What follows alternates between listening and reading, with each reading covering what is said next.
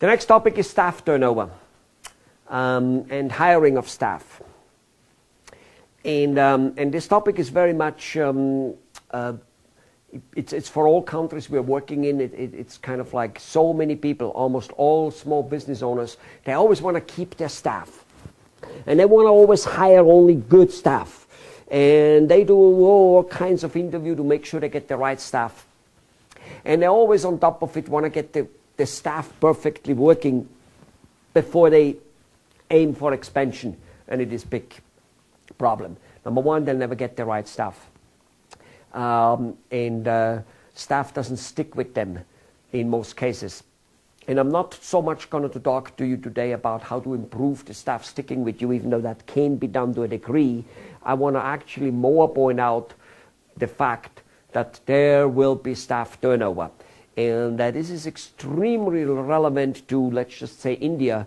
In the last 15 years in India, staff turnover became a big hassle.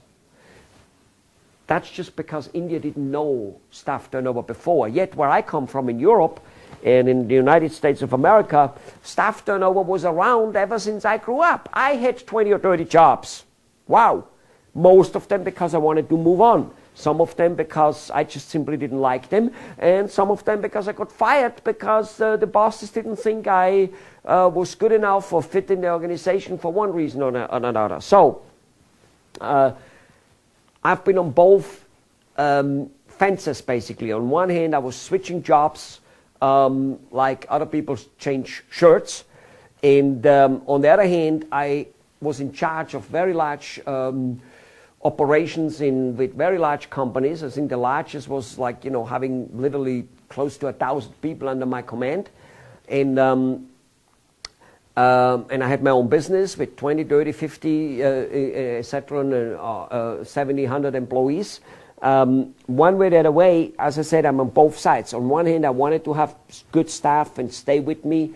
And on the other hand, I was myself job hopping. So, let me tell you this. Staff wants to grow just like you want to grow. In most cases, they need to go outside to grow, which should give you a small hint. One of the ways to keep good staff with you is that your business grows. What do you think why people want to go to IBM or to Tata or to Reliance or to Coca-Cola? Why? I tell you why. Because there is business opportunity to grow. They could possibly move from a receptionist to a God only knows what, a chief administrator, from a salesperson to a sales executive, and even do a CEO and do a God only knows what. They can't do that with a small company. A dentist who stays, more or less the same size, and the receptionist is there, and that's all the jobs you can have for the rest of their life because there will be no other job. See, the increase in normal yearly salary is not enough to satisfy people. And if it is enough to satisfy a person, I don't think that person is a good person. If somebody comes into my office and sits down on an interview and says, well, sir, Mr. Flasch, I'm looking for a home. I'm looking somewhere to be for the rest of my life. And let's say the guy is 20 or 30 or 40 for that much. I go, okay, that's great. This is not your home. Goodbye. Because A, the guy's lying through his teeth, which is most likely, or he's a complete loser. Why the hell at 20, 30, or 40 for that much would he be looking for a home? Unbelievable. Okay? So ladies and gentlemen, and especially you in India, this is a phenomenon which is with you. Staff turnover which will be with you. Number one, the way to increase the staff staying with you a little bit more is, as I just said, have a growing organization. And number two, learn how to give doable orders. Okay? All right? I might say train your employee, but that's actually not... that also, basically, train your employee. Fine, let's put that on it. See, large companies invest a huge amount in training their employees. And again, large companies don't do the things they do because they're large. They do these things, those things make them large. So you've got to do that. Okay?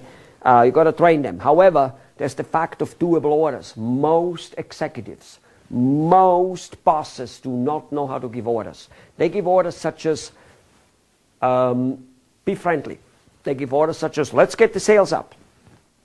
They give orders such as build a good machine. They don't give specific orders. It's like when your mom told you clean the room, or your wife tells you, or your spouse tells you to clean the room. Well, clean to your mom is something different than to you in many cases. All right? Being friendly. You know, you tell me to be friendly. In fact, just this morning, you know, as we are now shooting this movie, and just this morning I had a conversation with one of my clients, and I basically told him to go to hell. And, you know, I don't think he thinks I'm friendly, and yet I think I'm an extremely friendly person just because I told the guy to go to hell. You see my point? All right. Now,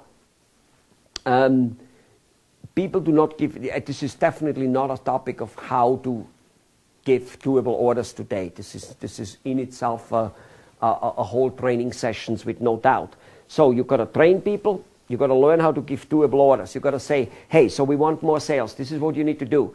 You need to get this type of people's list. Like, let's just say it's the people who manufacture this type of plastic, and I want you to get the list from these people in this type of area, like in this country, in this state, from wherever.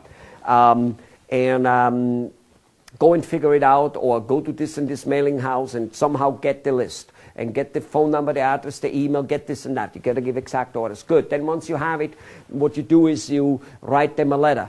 Here's the type of letter you write, or here's the exact letter I want you to write. And then I want you to write another letter or another email or another phone call 3 days later, 4 days later, blah, blah, blah. What is the exact sequence? And you give the quantity, and you give all those exact doable orders. Now you get something done. Now, if you don't know how to do it, then you need to take the responsibility to learn how to do it, or you need to take the responsibility to hire a person who knows how to do that. Otherwise, you're dead.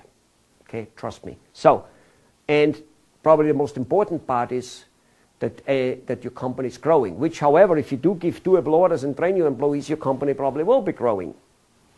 Not 100% if you don't do some other things. But nevertheless, you have a good chance. So that your company is growing, because that's the only way good people will want to stay with you. It's almost the most important thing. Good people will want to stay with you only if there is great opportunity, if they can become leaders and can be proud of, okay? Normal increases in salary, which is like the normal yearly type of increase for the same type of position, doesn't excite good people. Only losers will want to stick in that damn position. All right. Now, however, that said, really what I want to point out in this particular session is that the staff turnover, even with those things, will still be with you, no matter what. And that the most important thing is that you set up a system, a hiring and firing, and yes, a training type of training system, so that the staff turnover doesn't bother you. Now, does that mean it doesn't cost some money? Of course it does. Let's make an example here. Let's assume a sewage system. Let's take a sewage system. In any city, be it Los Angeles or Bombay, a city without a sewage system is a pretty bad place to be. Okay? In India, there are still some cities where the sewage system is probably not quite what it should be. And many people can remember from 20 and 30 years ago that the sewage system, even in a good city like Bombay, wasn't in every place the way it should be. You don't want to go back to that way. And so, even though nobody wants to spend money, tax money or any money, to build a sewage system, it is the lesser of two evils. It's a little bit like with going to the doctor. Who wakes up in the morning and saying, I want to go to the doctor? Who wakes up in the morning and say, I love to take vitamins, I love to have to buy expensive food so that I get good nutritional food and all that type of stuff so that I can stay healthy? Nobody says he loves that. But it's the lesser of two evils. You have to do it.